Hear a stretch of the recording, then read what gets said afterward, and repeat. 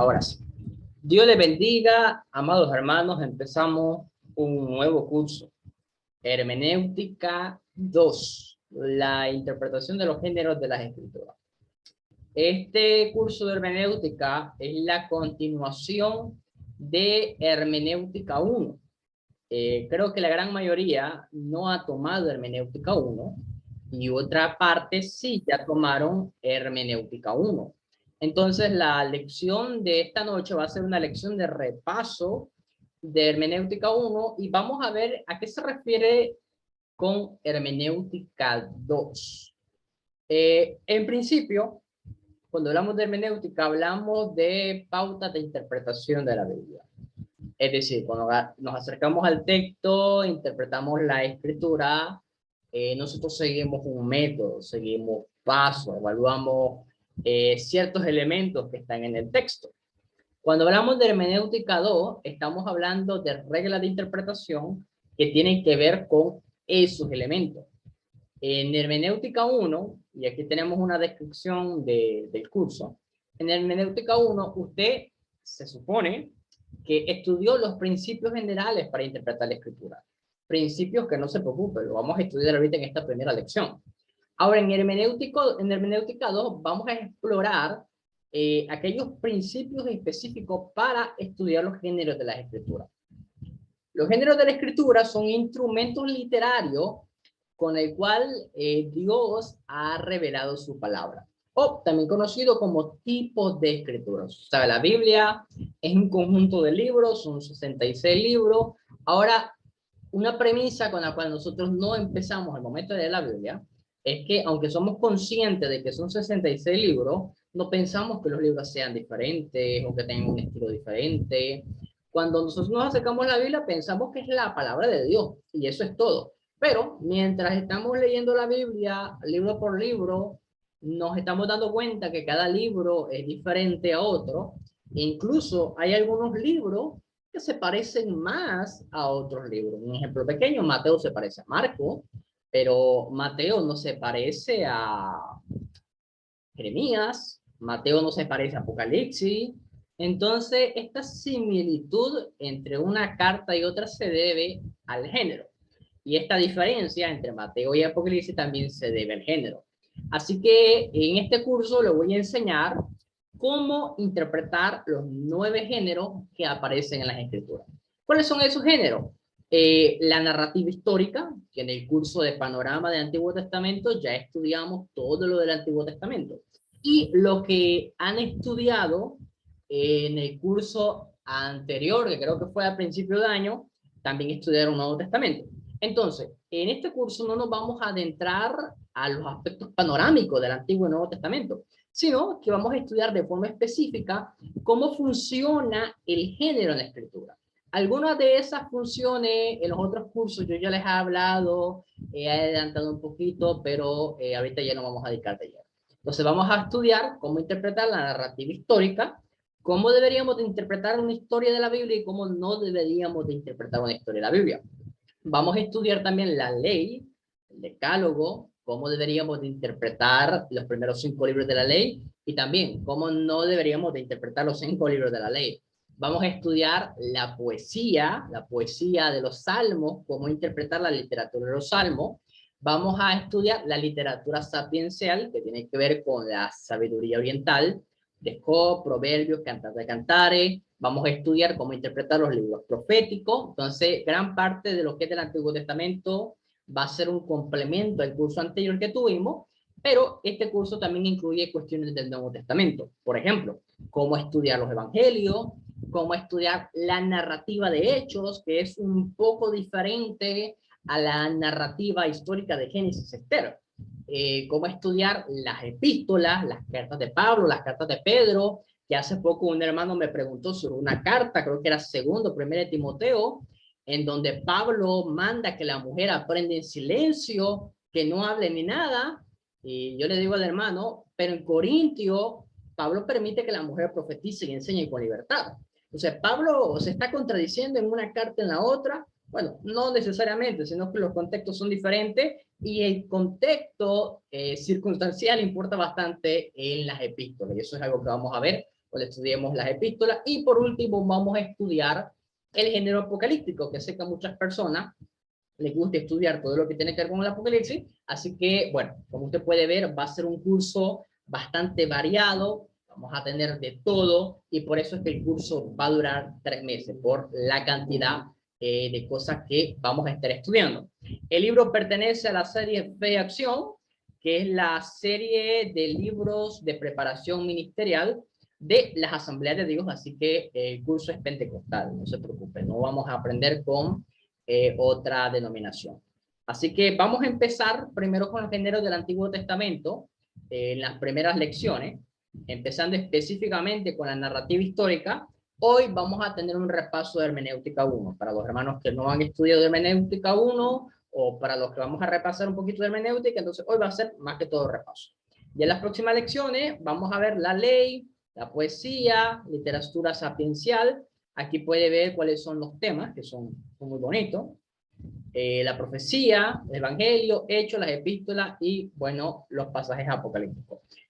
Informarle. Y si usted tiene alguna duda, alguna pregunta, mientras yo voy hablando o exponiendo, usted levanta la mano, hay una opción en Zoom donde usted puede levantar la mano, o usted puede dejar un mensaje para yo hacer una pausa y tratar de responder su pregunta o aclarar lo que desea que le aclare. Bien, este tipo de texto tiene bastantes infógrafos, tablas que, bueno, es por eso que he elegido este tipo de material porque es muy bonito para aprender. Bien, bueno, estos son los objetivos generales, lo que se busca por cada género literario que vamos a ir estudiando. Estos objetivos globales los vamos a ir viendo mientras estemos desarrollando la lección. Estos son los contribuyentes que han trabajado en este libro de texto. Y bien, unidad 1, interpretar los géneros del Antiguo Testamento.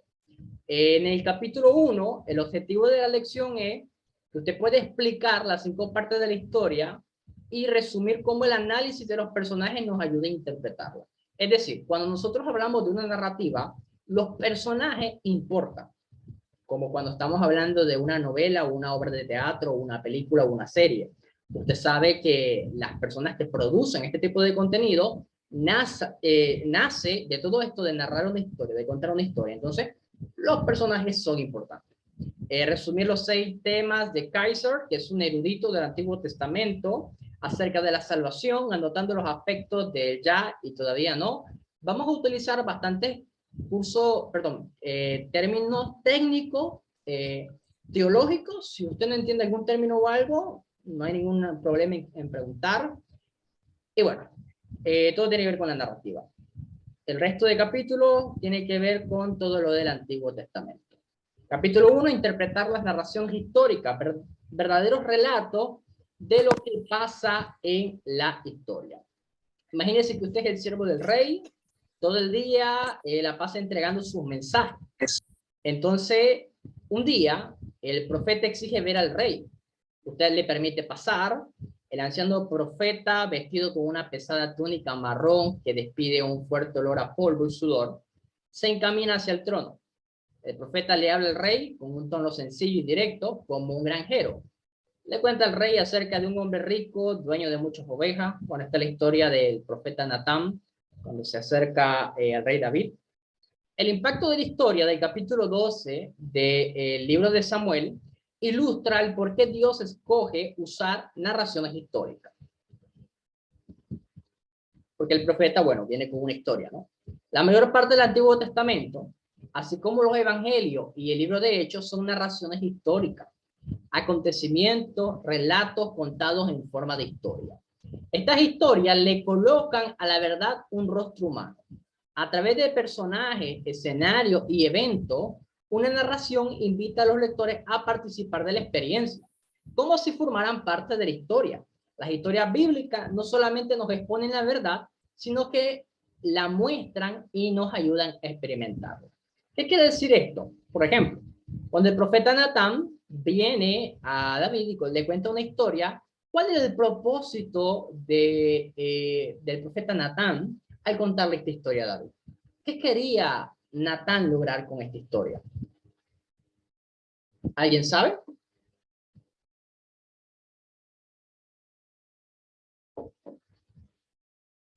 ¿Qué es lo que quería Natán cuando le cuenta la historia de David?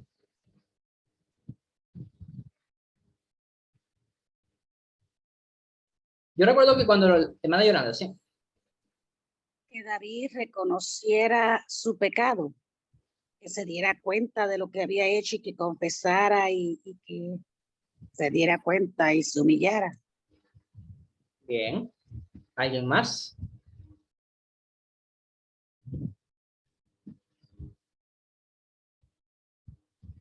¿Sabe lo que la historia causó en David? David se dio cuenta que el protagonista de la historia, y bueno, el hecho de ser protagonista no significa que sea una persona buena o una persona mala, porque hay historias donde el protagonista es malo.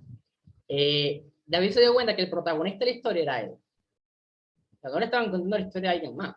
La historia estaba relatando lo que él hizo. Entonces, la historia tuvo el impacto de hacer que David viera que él era el autor de esto. Cada lección tiene objetivos, amado hermano, y los objetivos son algo que usted debería poder llegar a hacer una vez termina la lección. Por ejemplo, cómo encontrar el trasfondo histórico, cultural y contexto literario en un libro de la Biblia. Terminando la lección 1, que las vamos a estudiar ahorita, usted debería poder saber hacer esto. Si no lo puede hacer es porque, bueno, o no lo enseñé muy bien, o hay algo que se le escapó. Pero la idea de este objetivo es que usted como estudiante pueda llegar a hacer esto. Objetivo B, utilizar preguntas para separar las buenas acciones de las malas. A ver, tenemos algunas palabras clave. Repaso, por favor, toma algunos minutos para repasar Hermenéutica 1. Este es un libro que, si no me equivoco, este sí está disponible en Amazon en físico. Lo que pasa es que estos libros son muy difíciles de conseguir en físico. Uno tiene que entrar a la página de Fe y Acción y hacer la solicitud directamente con ellos, porque es algo que son libros que las asambleas de ellos lo trabajan. Entonces, no todos los libros, porque son como 22 o más, están disponibles en Amazon. Este, por ejemplo, en físico, en Amazon no está disponible. Uno tiene que hacer los trámites y comunicarse con ellos directamente de su página. Entonces, aquí nos están pidiendo que vayamos al libro 1 y repasemos un poquito esto. Dice, usted necesitará utilizar estas mismas reglas para interpretar cualquier pasaje. En este curso tomaremos en cuenta reglas específicas para cada género o forma literaria, tales como narraciones históricas, leyes, poesía y evangelio. Entonces, ¿cuáles son los principios generales, amado hermano? O sea, las cosas que uno toma en cuenta o debe de tomar en cuenta al momento de leer la Biblia. Porque mira, la cuestión es, nosotros nos acercamos a la Biblia, oramos al Señor, Señor, danos dirección, ayúdanos a entender tu palabra, danos sabiduría, muéstranos qué es lo que tú quieres hablar con nosotros. Y es una oración muy buena, pero tomamos en cuenta que como que Dios nos va a ayudar al momento de leer la Biblia. Pero hay algunos principios que son lógicos y obviamente debemos de tomarlo en cuenta al momento de leer la Biblia, que a veces no tenemos la noción de estos principios. Entonces, Hermenéutica 1 nos provee la noción de ciertas cosas que debemos de tomar en cuenta. Entonces, por ejemplo, debemos de tomar en cuenta el trasfondo histórico y cultural. Es decir, que la historia en la cual fue escrita cada acontecimiento y la historia que nos está narrando son ajenos a la cultura de hoy, a la cultura a la cual pertenecemos hoy. Recuerde, todos nosotros somos latinoamericanos. Nuestra cultura no es igual a la cultura oriental. Y cuando nosotros leemos algunas cosas de la Biblia, a veces se nos es difícil de entender o comprender por qué actúan de una manera u otra, porque bueno, no es algo práctico de nuestra cultura. Entonces, por eso es importante tomar en cuenta. Entonces dice, hay que hacer 5 preguntas acerca del autor del libro de la epístola. ¿Quién era él? ¿Cuándo escribió el libro? ¿En qué contexto histórico vivió? Porque no son los mismos, no es el mismo contexto, por ejemplo, el del libro de Reyes que el de Juan, el que escribió Apocalipsis. No es lo mismo. Y nosotros vamos viendo, mientras vamos leyendo cada libro, en qué el contexto influye al momento de escribir. ¿Qué relación mantiene con aquellos a los que él escribió? Y bueno, ¿cuál era su propósito al escribir? Porque sí, cada autor escribió con un propósito. 3 preguntas acerca de los receptores del libro, quiénes eran ellos, cómo era su ciudad o su pueblo y cuál era su nivel social. Entonces, estas son algunas preguntas que uno debe de hacerse y debe de intentar saber todo lo que uno puede sobre el libro que vamos a leer, y esto debemos de considerar. 3 preguntas acerca del pasaje del libro que estamos estudiando. Por ejemplo, ¿cómo se relaciona el pasaje con el propósito del autor? Por ejemplo, pequeño ejemplo, tenemos los evangelios, Mateo, Marcos, Lucas y Juan. Juan es el único que empieza hablando del verbo de Dios. Todos los demás empiezan con una analogía, perdón, comienzan con una genealogía o comienzan con una historia. Pero Juan comienza hablando sobre el verbo de Dios. ¿Qué tiene que ver el verbo y por qué Juan hace este tipo de introducción? Alguien dirá, bueno, solamente Dios lo sabe. Y bueno, en un sentido pleno y completo, sí, hay cuestiones que solamente Dios sabe, pero hay otras cosas que se van haciendo evidente y uno puede llegar a identificar teniendo una lectura cuidadosa del texto. Existen algunos detalles específicos, históricos, que ameriten explicarse, es decir, suceden algunas cosas en el pasaje que estamos leyendo que nosotros no lo entendemos muy bien. Hay algunos detalles culturales específicos que aclarar. Por ejemplo, mire, algo que se da actualmente por cuestiones de cultura, posmodernismo, es que tenemos bastante gente que defiende los animales. Son pro animales, pro defensa de la violencia de los animales. Entonces, son personas que no les gusta, en muchos aspectos son veganos, no quieren saber nada de que matan animales ni nada. Entonces, hay cristianos, escuchen muy bien esto, hay cristianos veganos, o que se volvieron veganos cuando fueron cristianos, o llegaron al cristianismo ya siendo veganos. Entonces, ¿qué es lo que pasa? Cuando vemos a una persona así, que hay, hermano, hay, y llega el libro de Levítico, Éxodo, y comienza a ver que hay una lista de animales que son ofrendas para Dios, le puede ser bastante difícil llegar a entender cómo Dios se place en la muerte de un animal. Ese solamente es un pequeño ejemplo, no voy a ponerme a explicar todo ese tema, pero es un pequeño ejemplo de cómo algunos dicen, no, es que la cultura no importa. Es un pequeño ejemplo de cómo la cultura es necesario explicarla. Quizás no lo vayamos a entender en el mismo momento, en el primer instante, pero hay algunas cosas que necesitan explicarse. Ahora, sí, en nuestras congregaciones a veces tenemos ese déficit de que no tenemos personas quizás que tengan la suficiente información para poder explicar este tipo de elementos. Hoy en día hay una serie de recursos, comentarios, herramientas que hacen ese trabajo. Entonces, si no tenemos obreros en nuestras congregaciones con la capacidad de explicar eso, no hay excusa. Nosotros tenemos que buscar las herramientas para poder informarnos, aprender sobre la cultura bueno, de la Biblia. Hay algo que se llama círculo de contexto, y vamos a aplicar esto al Evangelio de Juan. Por ejemplo, tenemos Juan 1.1. ¿Alguien se sabe Juan 1.1 de memoria? ¿Por si acaso? Creo que era más o menos así. A ver. En el principio, ¿cómo era? En el principio era el verbo, ¿no? ¿Cómo empieza Juan 1.1? Alguien que me ayude, por favor. No tengo muy buena memoria. En el principio era el verbo y el verbo era con Dios y el verbo era Dios. Bien. No, en el principio era el verbo. Verbo. ¿Qué es verbo? De ahí ya tenemos un choque de algo que no podemos entender. Porque, a ver, en castellano, en la secundaria, a mí me explicaron que el verbo es una acción, ¿no? La acción que realiza el sustantivo, me decían en secundaria. ¿Juan se refiere a eso? ¿Juan se refiere a un verbo gramatical? ¿O a qué se refiere? El logos, la palabra. Y cuando dice la griego. palabra, ¿a qué se refiere? ¿A una palabra? Yo pienso, pastor, que es mucho más que eso, porque se refiere al mismo Dios. Cuando Abraham dice, y vino palabra de Jehová, a él se le aparecía como una persona. Creo que era también una manera de referirse a Dios. Bien, el mismo texto también nos dice que es algo, mire, aquí tenemos un pequeño pasaje que, bueno, Ya nosotros, hoy ya cristianos de muchos años, ya lo hemos predicado, nos lo han predicado, nos lo han enseñado, lo hemos evangelizado. El pasaje le hemos dado un montón de usos que ya aprendimos, pero si nos detenemos imaginándonos que somos creyentes nuevos en la fe, yo comienzo a leer, en el principio era el verbo, ¿qué es eso? Una acción, y el verbo era con Dios, o sea que el verbo estaba con Dios, pero al mismo tiempo también el verbo es Dios. So, en primera instancia, uno nuevo en la fe, medio complicadito, ¿no? Ya hoy en día ya nos lo han explicado, que Jesucristo, porque Juan 1 más adelante ya comienza a hablar de Jesús.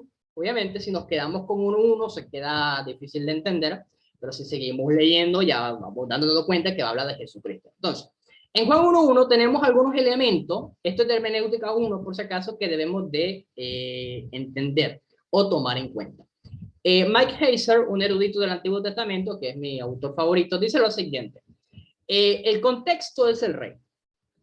Antes de llegar a una conclusión o a interpretar el texto y decir esto significa esto, primero debemos entender todo lo que rodea al texto, que justamente a eso se refiere el contexto.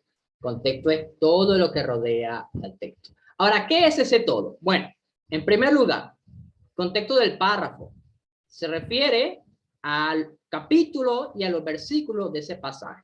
A ver, vamos a compartir pantalla directamente. Vamos a abrir la Biblia.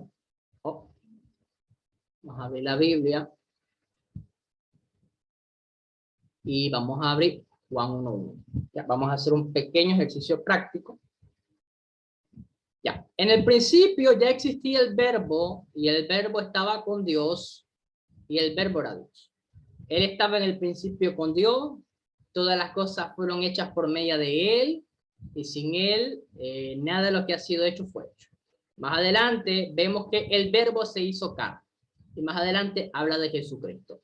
Entonces, cuando yo comienzo a leer sobre el verbo y leo más adelante, yo ya sé quién es el verbo es Jesucristo. Si solamente leemos Juan 1:1, pues nos damos cuenta que nos quedamos con poca información para entender el texto. Entonces vamos entendiendo algo. Entre más información tenemos del texto, más nos ayuda esa información a entenderlo. Contexto de la subdivisión, dice. Identifique la subdivisión y el tema de esta que le ayude a explicar el pasaje. Entonces, la subdivisión que nos ayuda a explicar el pasaje son estos parrafitos de acá. Cordero de Dios. Entonces, aquí hay un tema. Juan empieza con el tema del verbo, porque algo nos quiere enseñar, tiene un propósito, no es por así. Dice el contexto del libro, relacione su pasaje con el tema del libro, su bosquejo y los pasajes paralelos. ¿Qué quiere decir? Que antes de llegar a una completa conclusión de Juan 1:1, es importante que nos leamos todo el libro de Juan. Todo lo que Juan narra, ¿cuántos capítulos son de Juan? A ver, todos los 21 capítulos tienen un tema que lo conectan con el tema del verbo. Esto es algo feo. Ahora, actualmente hay comentarios bíblicos que le dicen, el tema de Juan es este. Ahora, cuando usted compara varios comentarios de Juan, del apóstol Juan, usted compara varios comentarios, usted se va a dar cuenta que no todos los comentaristas van a estar de acuerdo en cuál es el tema de Juan. Obviamente, porque cada uno hizo su trabajo, cada uno llegó a su propia conclusión, y aunque se van a parecer bastante en el tema de Juan, van a haber algunas cosas que van a ser diferentes. Entonces, un primer tip con este tema. Cuando estamos tratando, escucho muy bien la palabra, tratando de identificar el tema de Juan, porque tampoco vamos a decir que este es el tema absoluto. Cuando estamos tratando de identificar el tema de Juan, no nos quedemos solamente con lo que dice un comentarista, aunque sea nuestro comentarista favorito. Es bueno que escuchemos varias voces y que hagamos también nuestro propio trabajo, porque yo estoy en contra de eso, de solamente consultar libros, y por depender de los libros, que son muy buenos, amén, gloria a Dios, eso jamás va a reemplazar nuestro trabajo propio sobre el texto. Y algo que nos invita y nos insta la hermenéutica es que nosotros mismos hagamos nuestro trabajo sobre el texto. Y mire, este es doble. Número uno, Utilizamos la fuente de otras personas porque así como las otras personas pueden equivocarse, yo también puedo equivocarme. Entonces, para no confiar en mi propia opinión, también voy a escuchar la opinión de los demás. Ahora, tampoco puedo depender de la opinión de otras personas. También yo mismo tengo que tener un criterio propio y saber demostrar también por qué creo esto. Entonces, hay un balance. Yo tengo que hacer mi trabajo y también debo de apoyarme en el trabajo de otras personas y también yo hacer mi estudio, ¿me entiendes?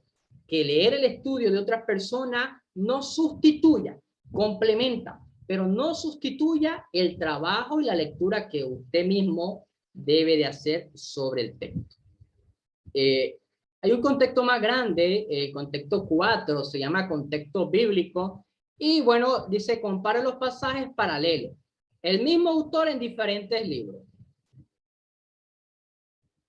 Vamos a ver. Hay un autor en la Biblia, versículo Juan. A ver. Literatura juanina. Sí, juanina. Vamos a poner la palabra verbo. Vamos a ver si Juan utiliza la palabra verbo en otros libros que no sea el Evangelio de Juan. Bueno, a ver. Juan 1 y Juan 1:14 hablan del verbo. Primera de Juan 1:1 habla del verbo. Primera de Juan 5:7 habla del verbo. Y Apocalipsis 19:13 habla del verbo. Entonces, cuando nosotros hacemos una pequeña búsqueda así, esto lo puede hacer también en una concordancia, si tiene logos puede usar logos. Entonces, haciendo eso, entonces ya comparamos. Que para Juan el tema del verbo es un tema importante. 5. Compare los pasajes paralelos con diferentes autores. Vamos a ver si otro autor del Nuevo Testamento habla del verbo o solamente lo hace Juan. Bueno, solamente Juan lo hace. Ahora, si hablamos de la palabra amor, poniendo que el tema es amor, ya ahí nos quedamos cuenta que no solamente Juan habla del amor, sino que los otros apóstoles hablan del amor.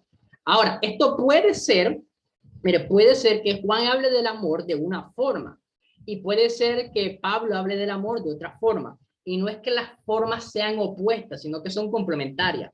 Y esto lo vemos, por ejemplo, en el tema de las obras. Pablo habla de las obras de una manera, Santiago habla de las obras de otra manera. Y no es que las dos son opuestas, sino que son complementarias. Uno enfatiza, pero voy a quitarme el filtro porque me está borrando la mano. Un momento. Listo.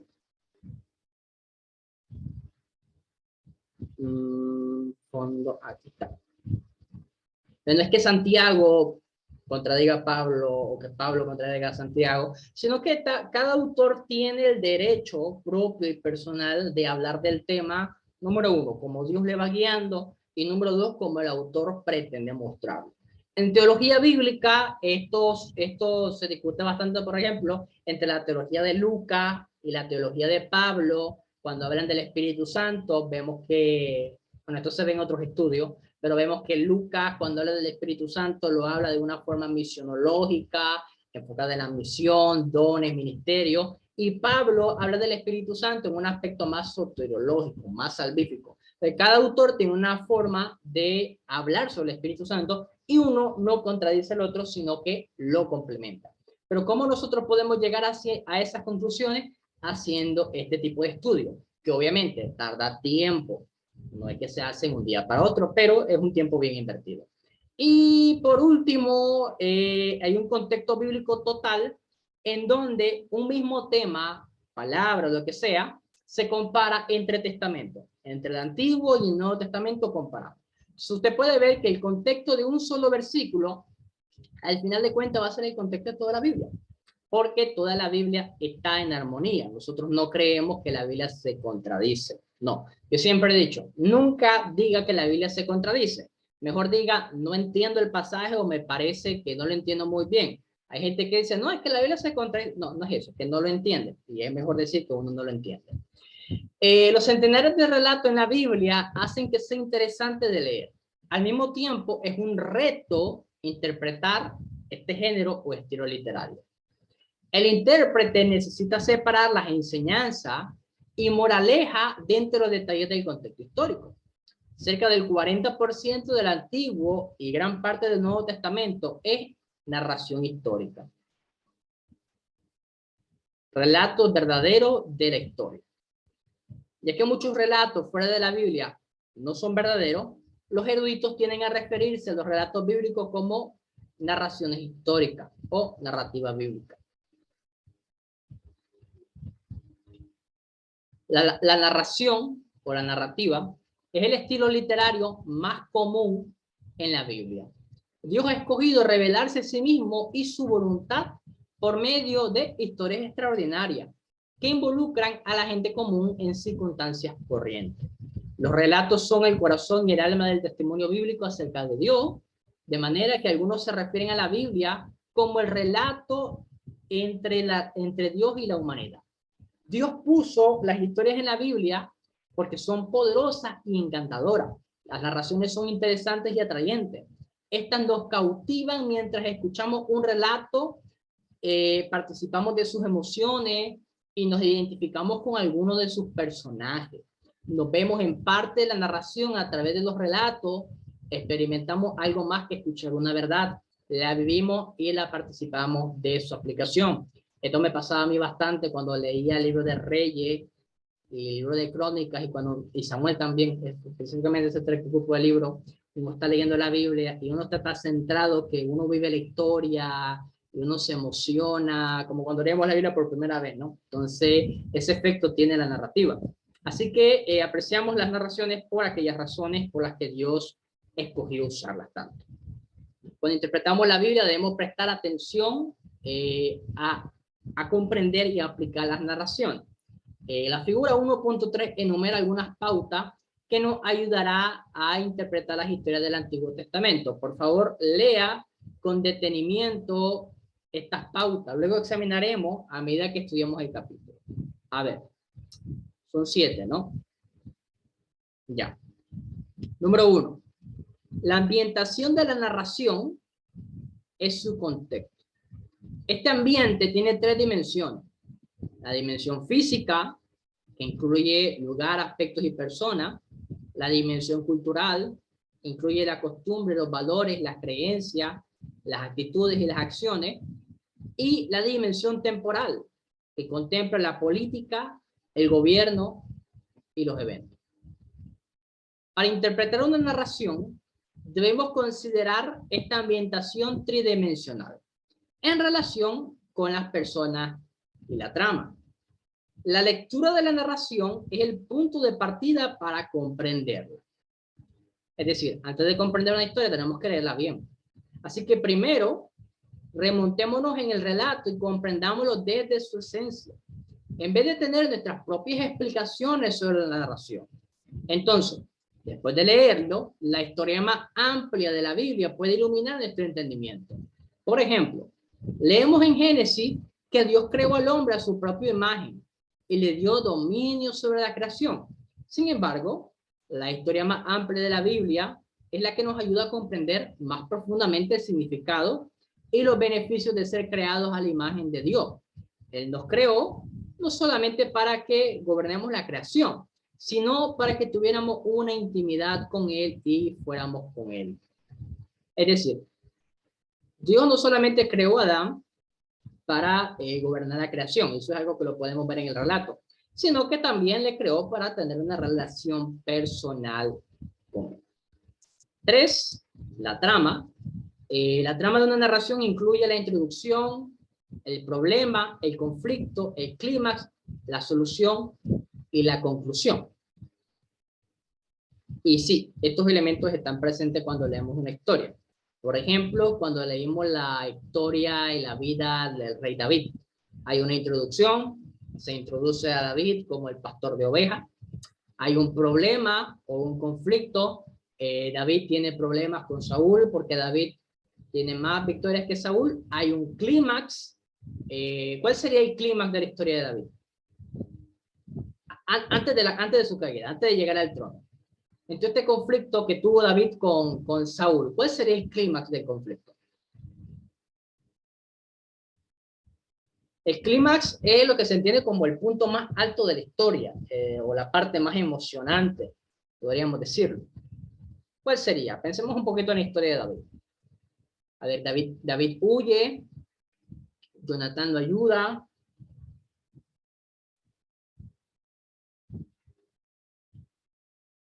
Creo que el clímax sería cuando Saúl muere, ¿no? Cuando matan a Saúl. Bueno, hay una solución y termina una conclusión. Que ya la conclusión de la historia sería, por ejemplo, cuando ya David está reinando. Obviamente, parte de una historia, porque luego viene otra historia que ya la historia habla ya de la caída de David. La trama y el desenvolvimiento del relato nos ayuda a comprender el punto principal del mensaje. Las narraciones de la Biblia no nos dicen todo lo que pasó, y este es un problema con muchas personas, porque nosotros estamos acostumbrados a que las narrativas, por ejemplo, hoy, cuando están contando una historia, sean detalladas, que lo digan todo, que expliquen todo, y usted se va a dar cuenta que la Biblia, cuando comienza a contar historia, no da todos los detalles. Por ejemplo, en la caída de Adán y Eva, nos dice que había una serpiente, y la serpiente engaña a Eva. No nos dice cómo llegó la serpiente ahí completamente en ese pasaje. En ese pasaje no nos dice quién era la serpiente. Hoy con mejor claridad y todo, ya sabemos que es Satanás, pero mientras va contando la historia de la Biblia, hay varios elementos que no están presentes en la narrativa. Entonces, eso era algo muy común en las narrativas bíblicas. Así que disfrutemos cada relato, pero tengamos en cuenta qué es lo que Dios quiere compartir con esa narración. No debemos intentar hacer pequeños mensajes de todos los detalles. Y esto pasa mucho. Más bien comprendamos que los pequeños detalles eran necesarios para transmitir un mensaje principal. El relato mismo es un mensajero. Podría haber pistas en tono de la narración que ayudarían a comprenderla. Pistas tales como tristeza, alegría, sarcasmo, ironía. Si faltan estas pistas, no debemos distorsionar el mensaje de Dios usando alegoría o tipos que nos alejen de la narración que Dios nos dio. Y esto pasa cuando nosotros alteramos la historia y le damos un significado que no tiene. O tratamos de añadir algo místico en la historia. Por ejemplo, y este es uno de los ejemplos que me gusta bastante, cuando está David y Goliat peleando, ustedes se acuerdan que David va al río y agarra 5 piedras, ¿ya? Para darle al gigante. Yo escucho a varios predicadores hoy en día que dicen que David agarra las 5 piedras y esas 5 piedras representan los 5 ministerios. Ahora, yo no veo por dónde sacar ese significado a esa historia. No tiene relación absoluta alguna. Los predicadores dicen que los 5 ministerios son para derribar al diablo, son para derribar a los gigantes. Entonces, ahí es alegorizar una historia, eso ya es alegorizar. Las narraciones bíblicas por sí mismas no son enseñanza, son historia. Las enseñanzas y las doctrinas deben estar basadas en varios pasajes. El pueblo de Dios debe de estudiar las escrituras y aplicarlas a varias circunstancias bajo la guía del Espíritu Santo. Para explicar el mensaje de una narración, es aconsejable declarar el mensaje como un principio transcultural. Es decir, un principio bíblico que trasciende todas las culturas. Un principio puede expresarse como un mandato, una promesa, una advertencia o una verdad eterna. Por ejemplo, el principio basado en la narración del Éxodo es que Dios libera a su pueblo. Hay muchas aplicaciones a este principio específico, tales como la liberación de la esclavitud, de la amargura, la lujuria, la codicia, la secta, etc. Entonces, cuando nosotros leemos la historia del Éxodo, nosotros vemos que Dios puede y hace, libera a su pueblo. 7. Siempre conteste 3 preguntas acerca de las narraciones históricas. Nótese que estas son preguntas que están diseñadas para tratarse a la literatura histórica y narrativa, no a otro tipo de género. ¿Qué es lo que Dios nos está revelando acerca de sí mismo? ¿Cómo se relaciona la narración con el plan de salvación de que Dios culmina, de Dios que culmina en Cristo? ¿Y qué es lo que Dios quiere que nosotros seamos y hagamos? Distinga un relato bíblico, distinga en un relato bíblico los buenos ejemplos y los malos, porque aquí hay una cuestión. En la Biblia, por ejemplo, tenemos el caso del suicidio. A ver, una vez una dama se quejó ante el pastor de que algunos de los actos del rey David le ofendían. Y no solo de David, de Salomón, este tema de que tenían varias mujeres, nunca falta el hermano que quiere justificar el adulterio, la picardía con esto. Y que aunque sus acciones eran malas, la Biblia no lo condenaba. Como esa dama, muchos de nosotros nos sorprende ante algunos de los relatos de la Biblia, junto con las grandes narraciones de la fe y la justicia. Encontramos ejemplos de incesto, mentira, adulterio, crueldad, engaño, suicidio y asesinato. Por ejemplo, mire, y esto es algo que es bastante complicado. Pero, por ejemplo, todos sabemos que la media hermana, que Sara era media hermana de Abraham, ¿no? Todos sabemos eso, ¿no?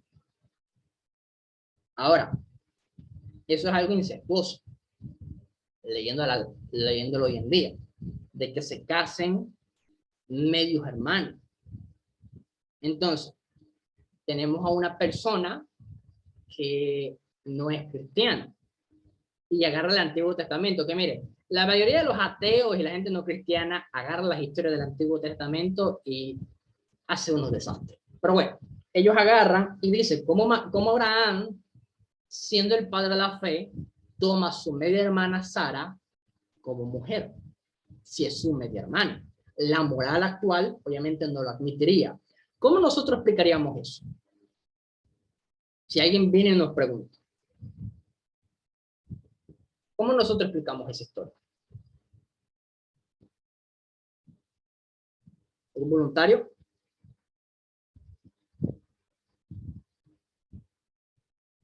Ana Yolanda, Manuel Gilson.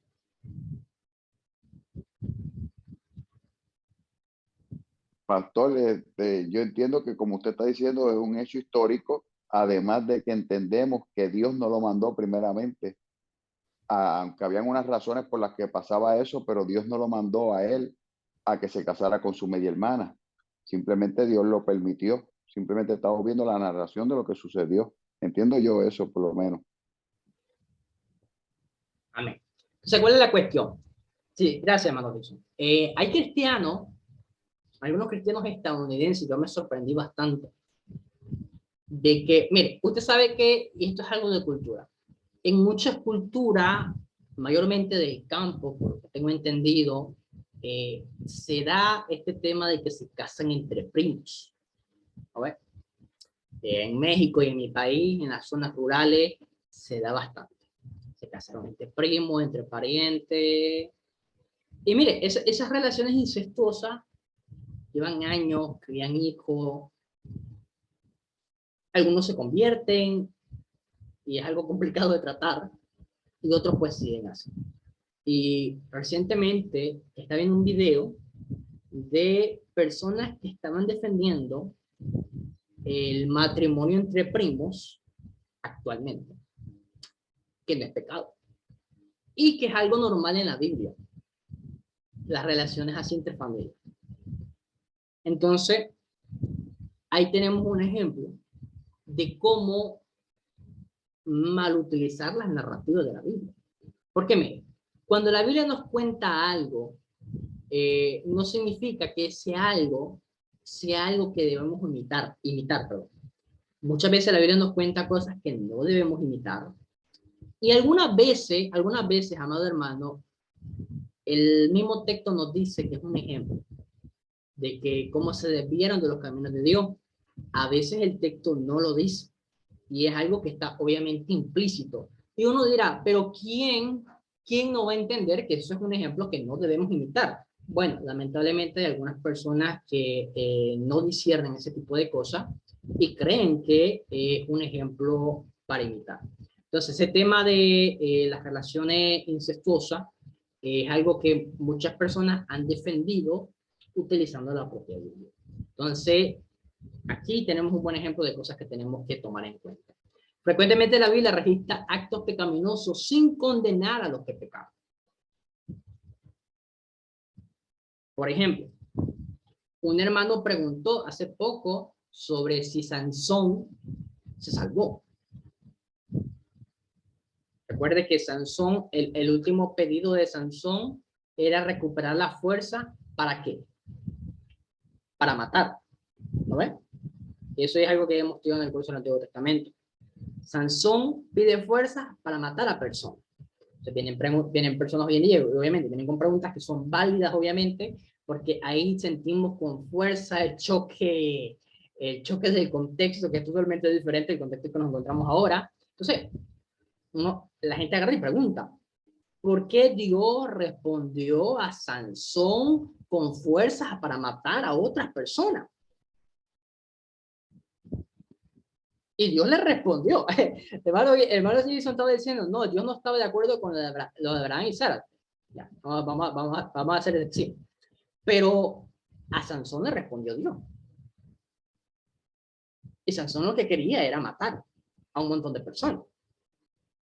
Ese tema ya lo tratamos, por si acaso, en el curso pasado, de cuando Dios mandaba matar gente, porque sí, Dios, y eso fue un tema que también complicó a varias personas. Dios en Éxodo 20 prohíbe matar y en otros pasajes pide matar a personas y a niños. Eso lo vamos a estudiar de nuevo otra vez, vamos a repasar más adelante. Pero ahí tenemos pequeños ejemplos de que tenemos que tomar con cuidado las narrativas, porque nunca falta la persona que va a tratar de justificar sus actos pecaminosos a través de la Biblia. Por eso es importante, amado hermano, que siempre estemos bajo un cuidado pastoral. Siempre tengamos pastores que nos estén guiando y enseñando. Sin embargo, como lectores debemos discernir que todo pecado es malo. En la Biblia, Dios espera que los lectores reconozcan que el mal es nocivo. Cada noche, cuando el sol declina, Dios no tiene un ángel que anuncie ha oscurecido.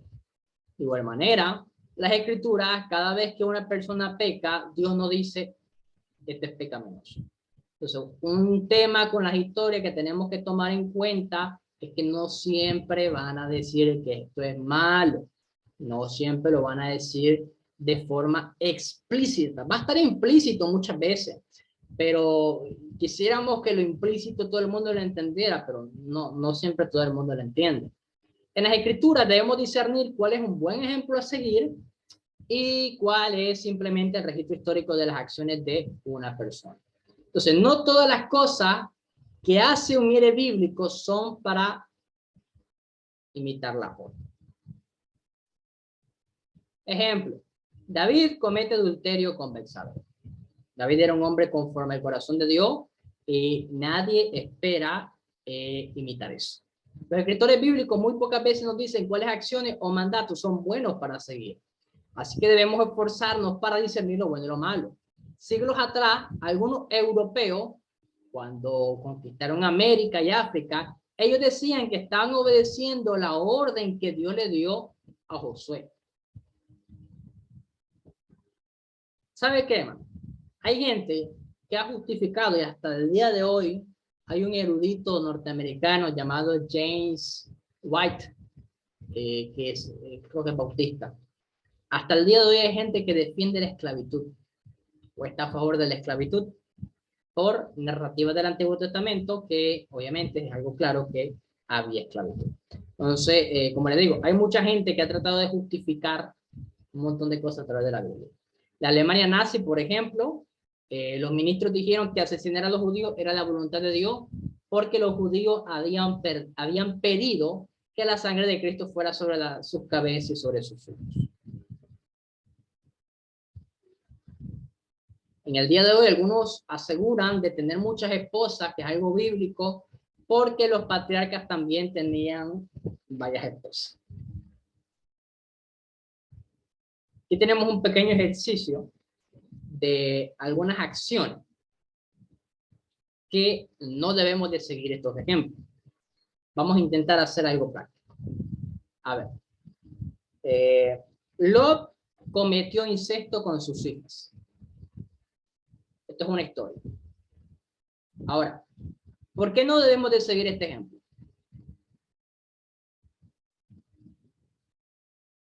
¿Alguien que pueda contestar? Pastor, primeramente porque es pecado. Y la Biblia lo condena también en la ley. Bien. ¿Alguien más? ¿Alguna opinión?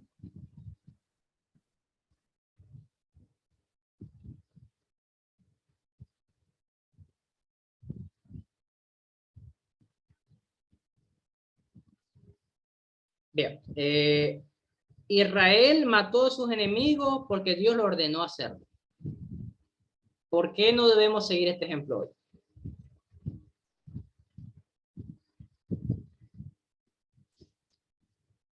¿Por qué no podemos matar en nombre de Dios el día de hoy? Porque ya Dios mandó a su Hijo Jesucristo y ya eso ya queda abolido ya cuando Jesús llega a la tierra y da la vida por todos y perdona a todos. Amén. No, mire, nunca va a faltar, lamentablemente, la persona que dijo, y ha salido en el noticiero, lo maté o la maté porque Dios me dijo que lo hiciera. Cuidado con eso. Cuidado con eso. Aquí hay otro. Ya. Hay dos, de hecho. Rahab miente para salvar a los espías y las parteras mienten para salvar una vida. ¿Usted mentiría para salvar una vida? Pastor, disculpe. Y eso es una buena pregunta, una muy buena pregunta, porque, por ejemplo, cuando escondían a los judíos de los nazis y le preguntaban si estaban ahí y ellos mentían, ¿se salvaban o se perdían? Porque también tenemos que ver cuál es la ley, una ley mayor. Por ejemplo, también dice que amemos a nuestro prójimo. No se van a perder por decirle que teniendo los nazis escondidos, decir que no estaban allí. A ver, vamos a poner un caso hipotético. Yo estoy en Puerto Rico. No soy cristiano. A mí me está persiguiendo una pandilla y me van a matar.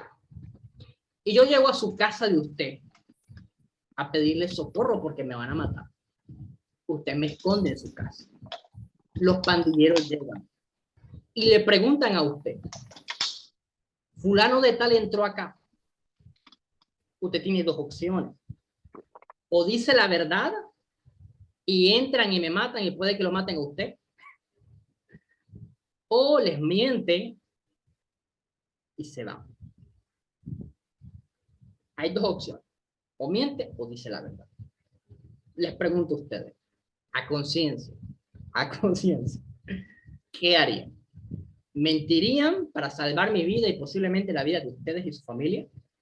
¿O les dirían la verdad para que pues me maten y posiblemente los maten también a ustedes? Me gustaría que si pueden todos dar su opinión para ver un poquito cómo funciona esto. Empiece, hermano Gilson, porque está el micrófono encendido. Perdón, no sabía. No, primeramente, pastor, hay dos mandamientos que son los más grandes: amar a Dios sobre todas las cosas, y el segundo, amar a tu prójimo como a ti mismo. Yo creo que si la situación lo amerita, para amar a nuestro prójimo deberíamos defenderlo. Por hecho, Rahab dijo una mentira, pero está en el salón de la fama, de la fe, de las mujeres de fe. Entonces entiendo yo que nosotros como cristianos, en una situación como esa, no sería en cualquier caso, situaciones como esas exclusivas, sí nos estaría permitido hacerlo. Obviamente, si es un criminal, no lo vamos a esconder, porque es un criminal. Pero en ciertas ocasiones, pienso yo que sí tiene una validez, porque diría que ese mandamiento que está por encima de los demás otros mandamientos. Bien. Entiendo yo. El hermano Gilson dice que mentir en esta situación estaría justificado porque mi vida valdría más que decir la verdad. ¿Alguien está de acuerdo? No, pastor, disculpe, no mi vida, la vida de la otra persona. Y por eso, no, mi vida, hablé en primera. Ah, ok, eso. Yo soy la víctima en esta historia. Bien, les pregunto a ustedes, ¿están de acuerdo con el hermano Gilson o piensan diferente? Hermana Yolanda, hermana Silvia, ¿qué dicen? Yo pienso, pastor, lo siguiente. Cuando una persona, como usted dijo, entra a mi casa, a mi propiedad, tiene mi cobertura. Y por consiguiente, si tiene mi cobertura y yo veo que es una persona que la vean persiguiendo y que la quieren matar, yo también miento y digo no. ¿Por qué? Porque mi corazón se mueve a misericordia. Y no está en las manos de esas personas el querer matar a otra. Entonces yo sí pienso que decidiría no mentir y decir no está aquí. Gracias, hermana Silvia. ¿Alguien más? Hermana Yolanda, ¿qué piensa?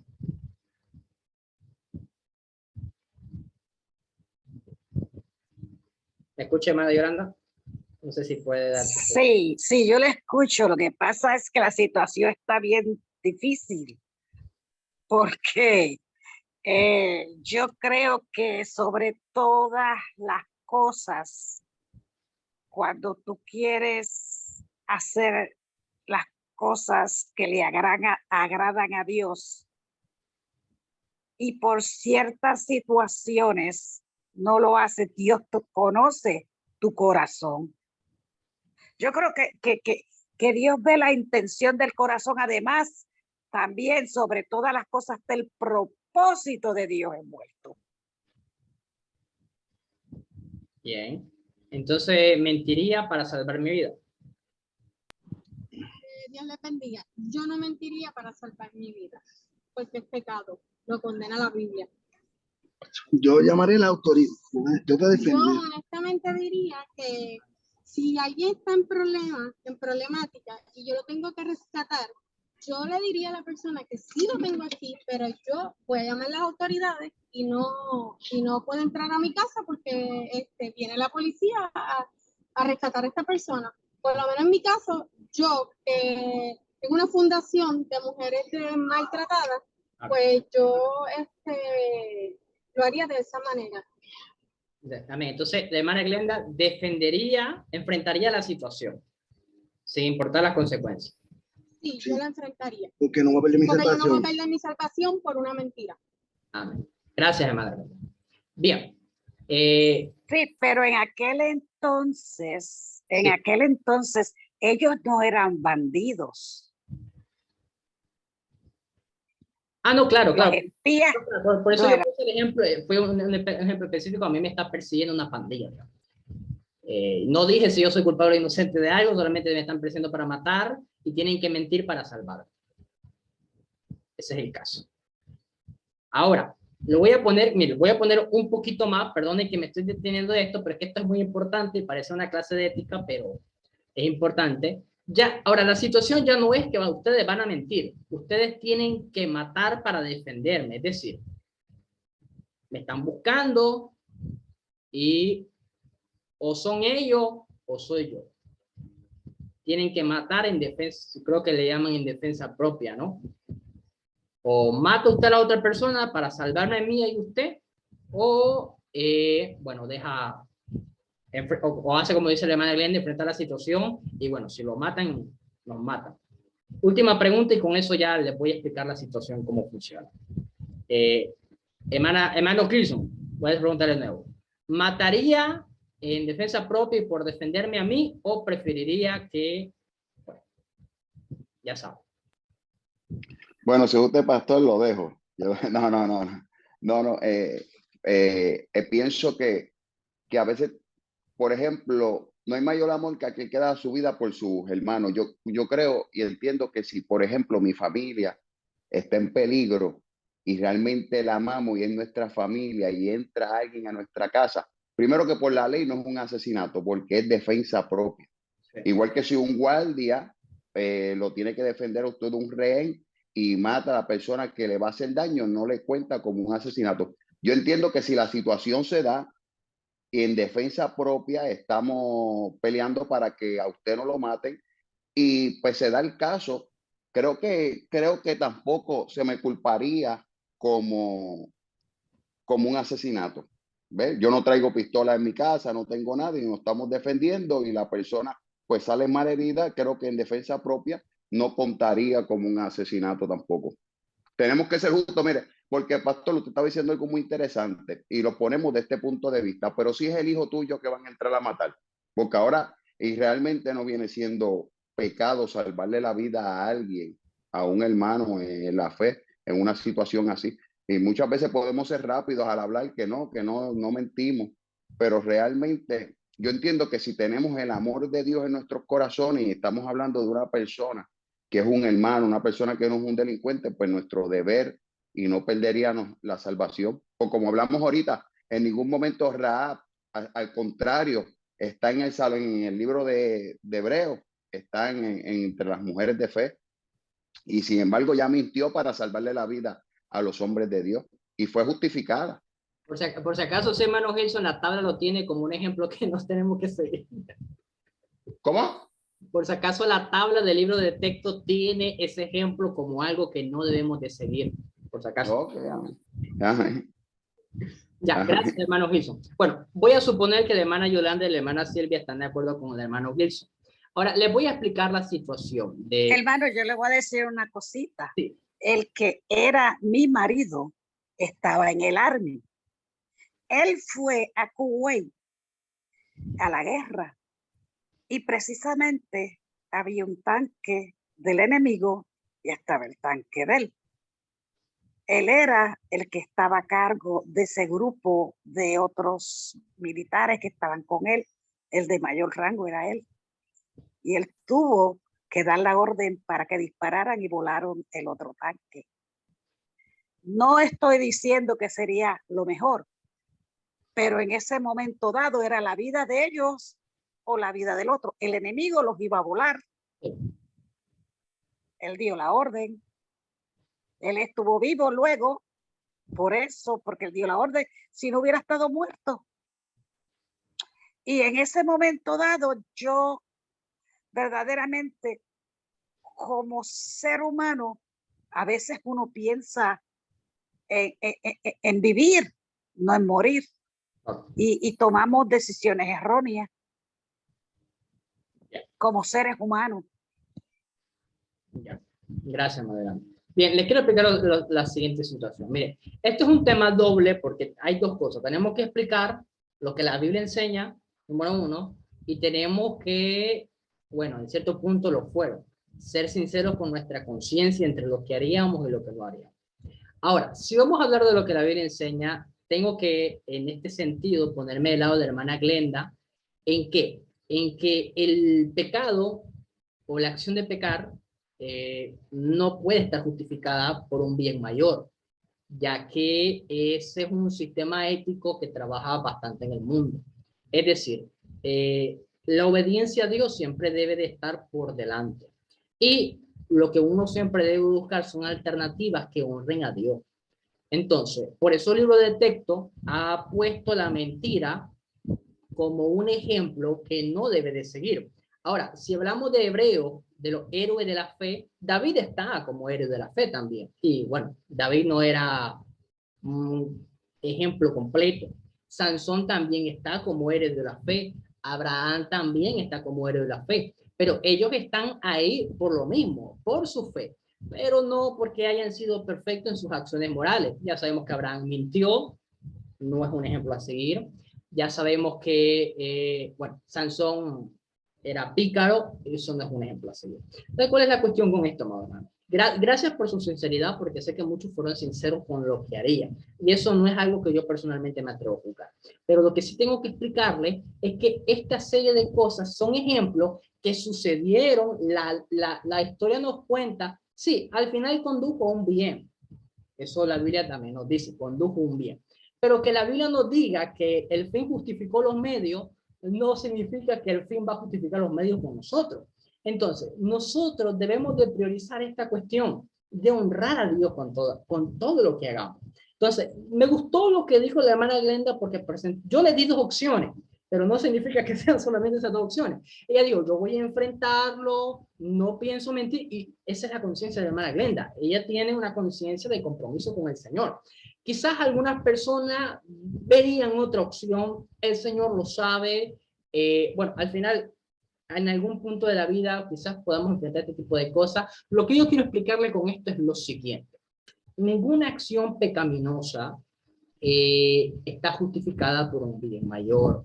Ahora, lo de matar a otra persona por defender a otra, bueno, eso ya es un tema un tanto complicado también, porque la Biblia prohíbe defenderse a sí mismo. Es decir, si a mí me matan o algo, yo pongo una mejilla y yo pongo la otra.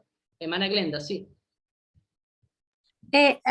Hay que tener en cuenta que Rahab no era convertida cuando mintió para defender a los siervos de Dios. Y Abraham salió de su parentela y también todavía no era, él tenía como ese proceso de con Jehová. O sea, ese es mi entender, porque a mí me sucedió, yo soy puertorriqueña, en mi casa fue un hombre y se trepó en el techo, fue a atacar a mi casa. Yo llamé a la policía y ¿qué me dijo la policía? Que lamentablemente él, aunque entre a mi hogar, yo no le puedo disparar, yo no lo puedo matar porque voy presa yo. Eso fue lo que me dijo la policía. A mí me dijo la policía cuando yo oí al hombre corriendo. De hecho, yo no estaba convertida para ese tiempo. Yo lo que llevo son 5 años convertida. Mi esposo sí, mi esposo es criado en el evangelio. Yo vengo de la secta de la congregación Mita. Y Dios me libertó y soy la primera en salir de la secta de la congregación Mita, en mi generación completa. Toda mi familia completa está en la secta, yo soy la única que salí de la secta Mita, que eso es, ahí está sentado Satanás. Yo sé lo que es bregar con Satanás.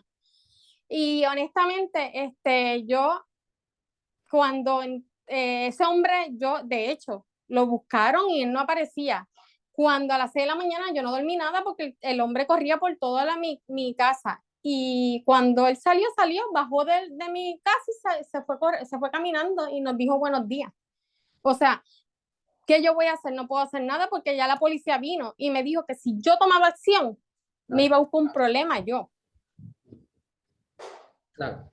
Gracias, Magdalena, por su aporte. Y la verdad que sí, ese es un elemento que creo que no consideramos tampoco.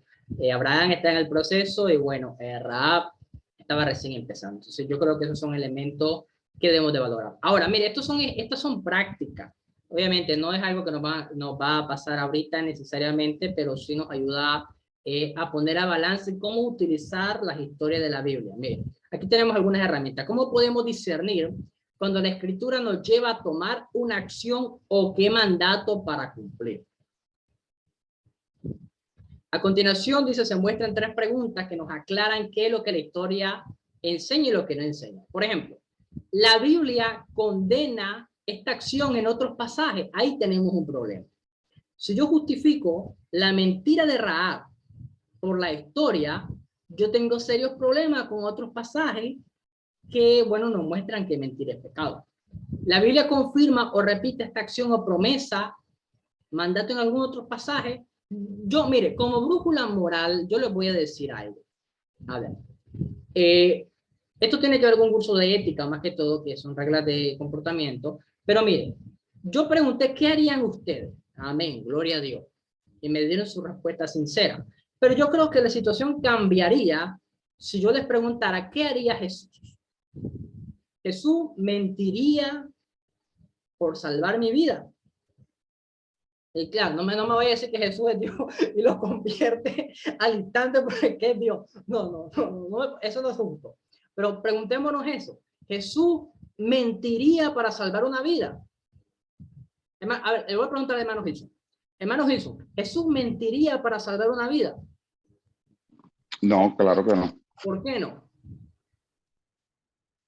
Bueno, puedo decir muchas, no creo que tenga la necesidad de Bueno, mentir Dios, para... ¿no? no tendría la necesidad para... Entonces, mire, a eso es lo que yo quiero llegar. Si vamos a hablar de una brújula moral, de qué hacer y qué no hacer, mire, humanamente nosotros podemos justificar malas acciones por un bien mayor. Nosotros podemos hacer eso, es algo muy común, pero yo creo que la pregunta más válida entre determinar si es algo bueno o algo malo, la pregunta sería, ¿Jesús lo haría?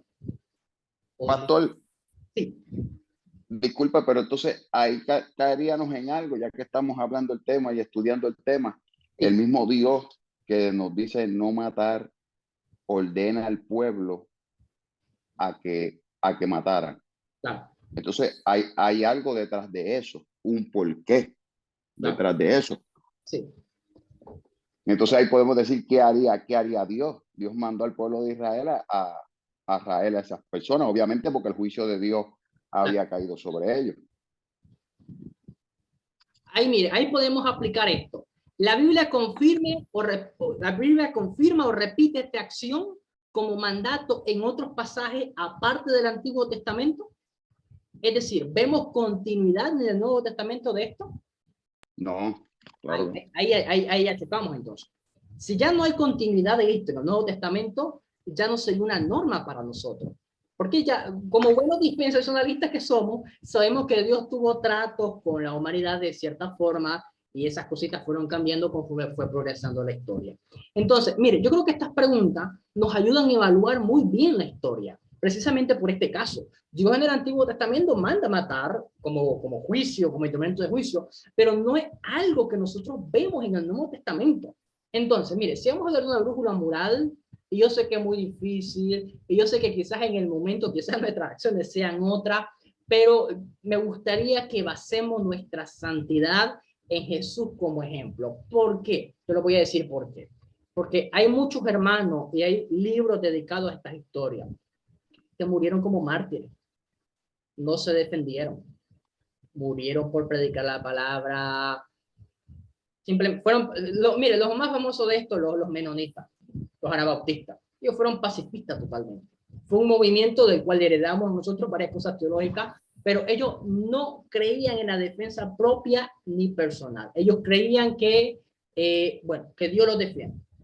Sé que algunos cristianos tienen unas variaciones en cuanto a la manera de pensar, o lo respeto, pero creo que hay que tratar lo más que nosotros podamos de seguir a Jesús como modelo. Y yo entiendo que no todos los cristianos quizás tengan la misma madurez, la misma aplicación, la misma destreza para seguir ese ejemplo al pie de la letra.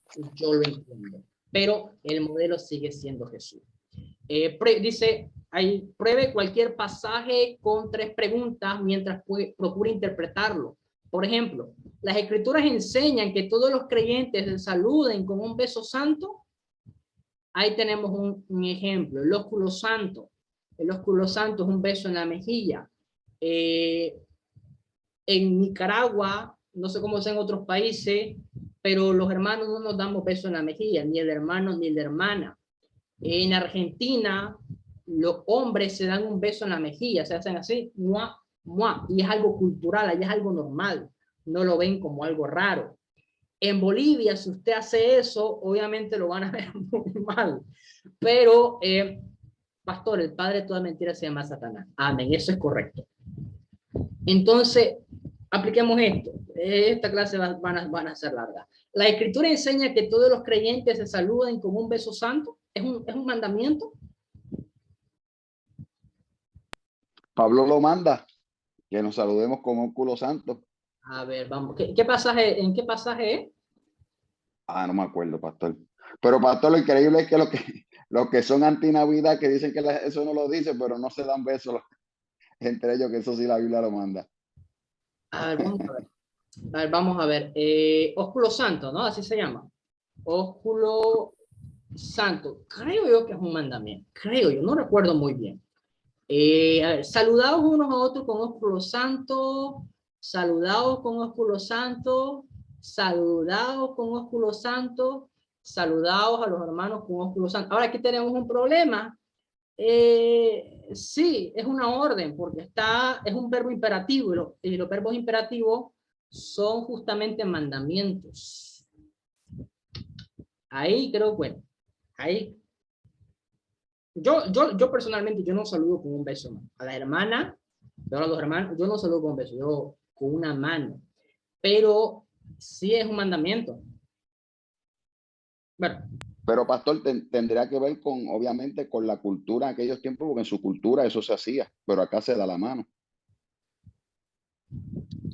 parece que es algo que sí es digno de imitar, lo que no siempre se puede, por el tema de nuestra cultura, porque bueno, tampoco, usted sabe que más de algún hermano ha tenido problemas por darle un beso en la mejilla a otra hermana, así que, bueno, si se puede practicar, hay que hacerlo, si no, a ver, dice, saludar unos a otros con un beso santo pasa la prueba de la pregunta 1, porque la Biblia no lo condena. Ya.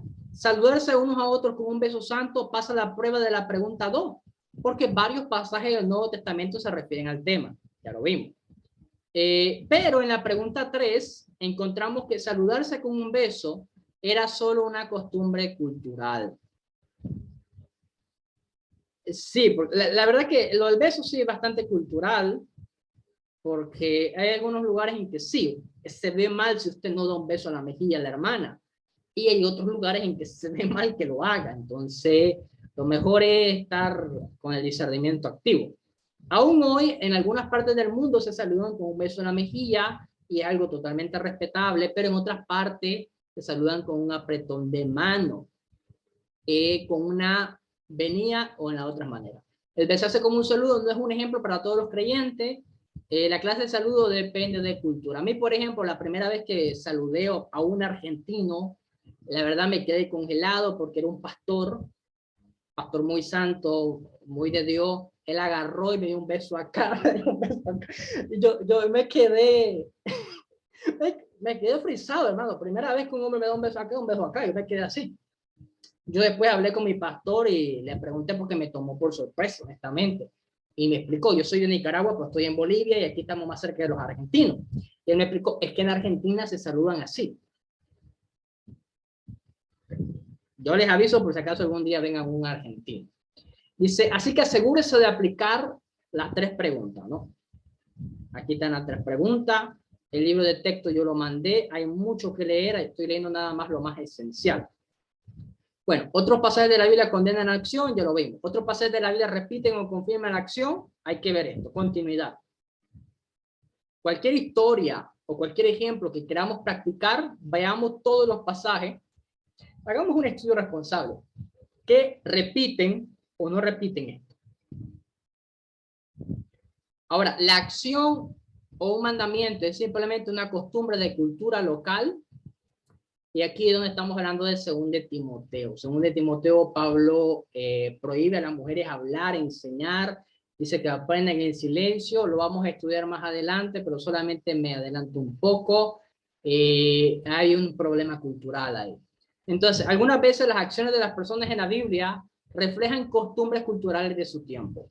Aunque una costumbre cultural fuera común en Israel, puede que no tenga sentido hoy. La generación de Raquel creía que una planta aseguraría que una mujer concibiera un bebé.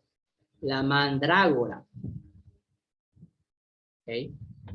Ruth le pide a Boaz que demuestre su intención de casarse con ella, cubriéndola con el borde de un manto.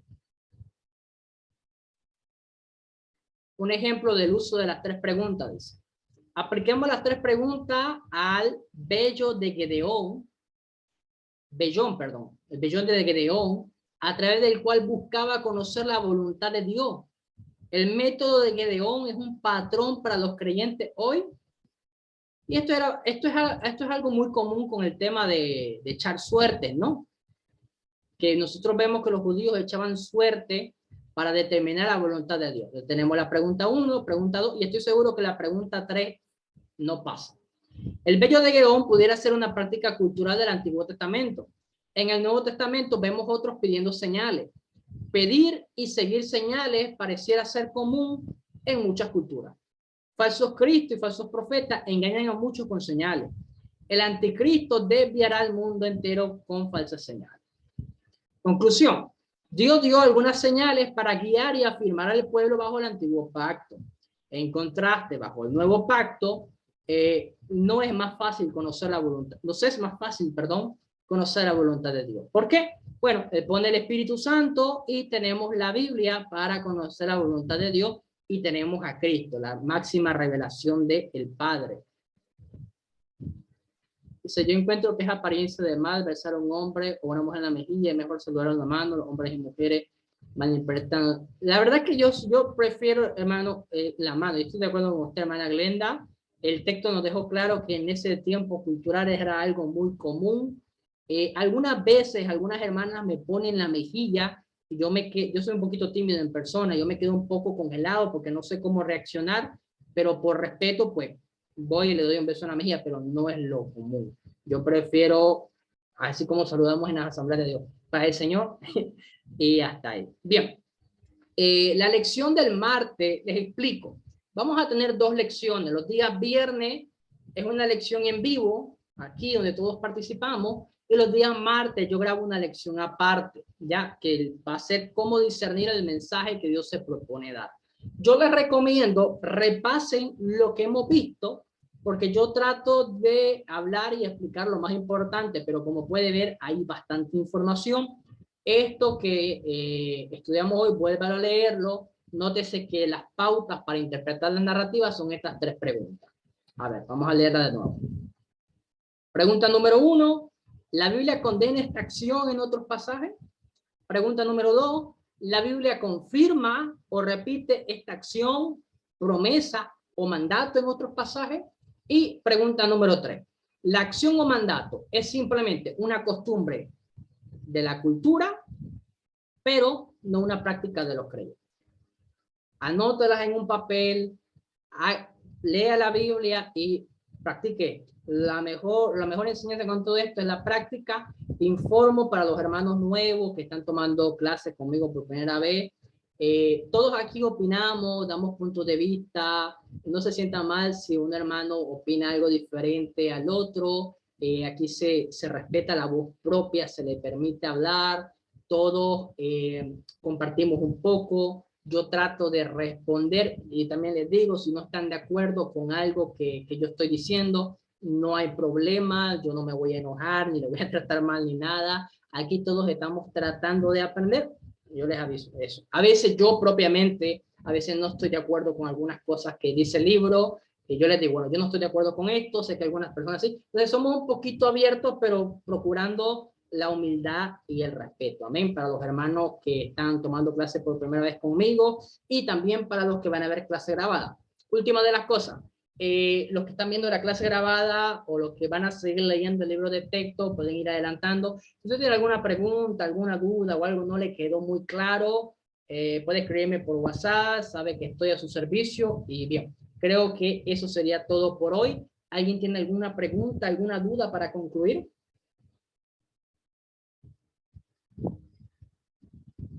¿Todo claro? Bien. Lo que yo les puedo dejar es repasen. Repasen lo que estamos viendo, lo que hemos visto, porque la verdad es que está muy bueno y estas preguntas las podemos aplicar a varias narrativas, a varios ejemplos que quizás nosotros hemos tomado como una norma y quizás no son tan normas para seguir. Este va a ser el tema de la próxima lección. Vamos a concluir con una oración para dar gracias a Dios por el curso y bueno, que el Espíritu Santo nos siga guiando y enseñando en todos estos meses que vamos a estudiar. Padre que estás en los cielos, Señor, te damos gracias por tu amor y misericordia.